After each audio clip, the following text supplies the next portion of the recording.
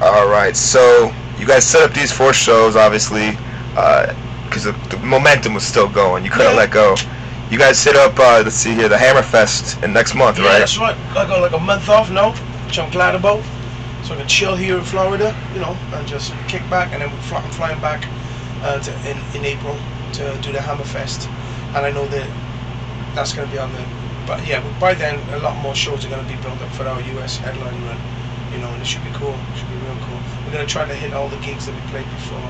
We've got some summer festivals in Europe as well, and plus we're going to release an EP, 6-track EP, because you know we could wait till next year to do another album, you know, 2010, but our last record came out in 2007, and we want it out now. You know, we want 2009. We want, even if it's like 6 tracks. Okay. Know, it'll be pumped out like a real album, but we've written a few ideas. So come May, we're gonna go in and record it and get all the artwork dialed in, and it's gonna be promoted like a full-length album.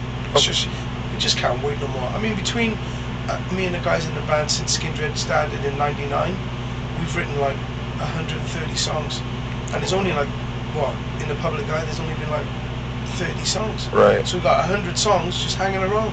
Now, what I'd like to do is like release them as you know, as like only at shows kind of things. You can only buy them at shows. I'd like to pick the best of the songs that never made the albums. And the reason why they didn't make the albums is not because they wasn't good enough. It's because, you know, A&R men and record company had nothing to do with the band really. Thought, oh no, this is a better song. I don't believe that's true.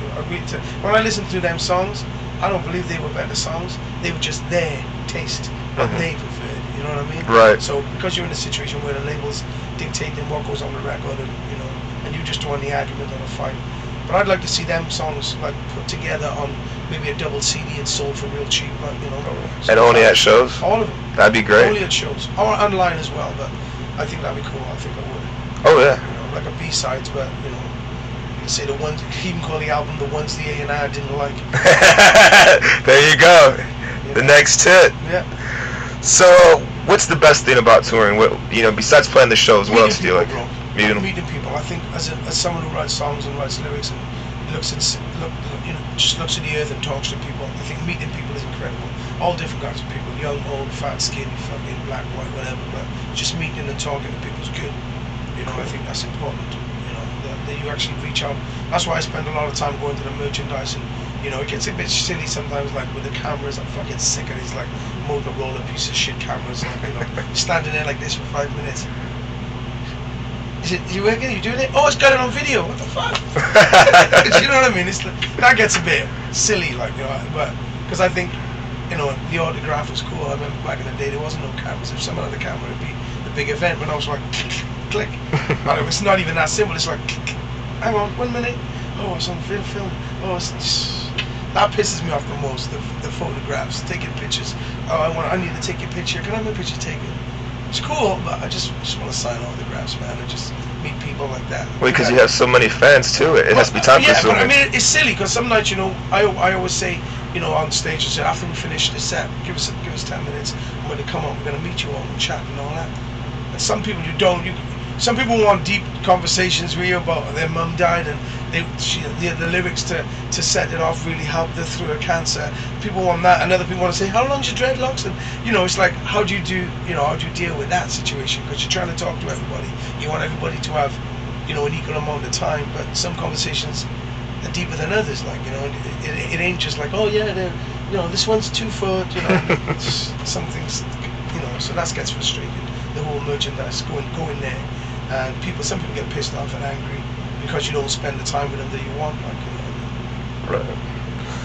What's the craziest thing a fan's ever given to you on the road? I don't know, bro. I mean, I think I'd have to think about that one. I don't think I could answer it off the cuff, but I'd have to think about it. Not a problem.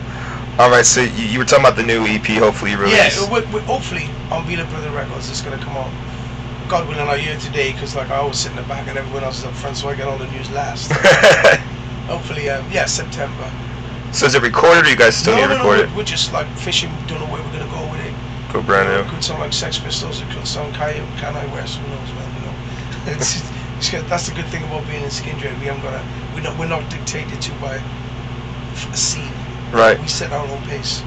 You know, we do set our own pace in music, but you know, we love everything that's out there. We love all the stuff that's new and modern and strong.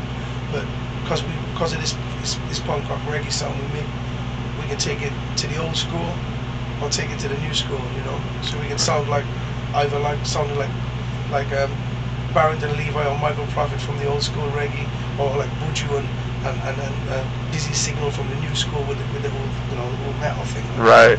So we dictate where we want to go with it, which is great, you know. That's what the industry needs, innovators. Yeah. Definitely. You know, someone said to me that innovation is good, but imitation is better. You know, sometimes when I watch bands out there, if I get selling out in stadiums, it's like, maybe they're right. Maybe being a pioneer is not so good. Well, I thank you for everything, Benji. Thank you, bro. Is there anything you want to say to your fans before I let you go? I want to say, man, like I said, one thing I'd say to my fans is that when you say to us, like, come to Rochester, New York, or come to Spain, Barcelona, we don't pick a map when we finish a tour. We're not big enough to pick a map and go get a map of the world and pick pins in there. So if you want Skindred to come to your town, you got to contact your local promoter who puts bands on and tell him. No point in telling us. Tell him. That's all I gotta say. I'm sick of being on MySpace. Hey man, you should come here. You should come there. We don't pick where we go. Whoever books us and pays the cash, that's where we go. You know what I mean? So like they say, don't blame us. Don't get pissed off with us because we didn't go to Pago. You know, tell your promoter. Start asking the promoters. Ask the club promoters. That's how it works. Cool. Thank you. All right.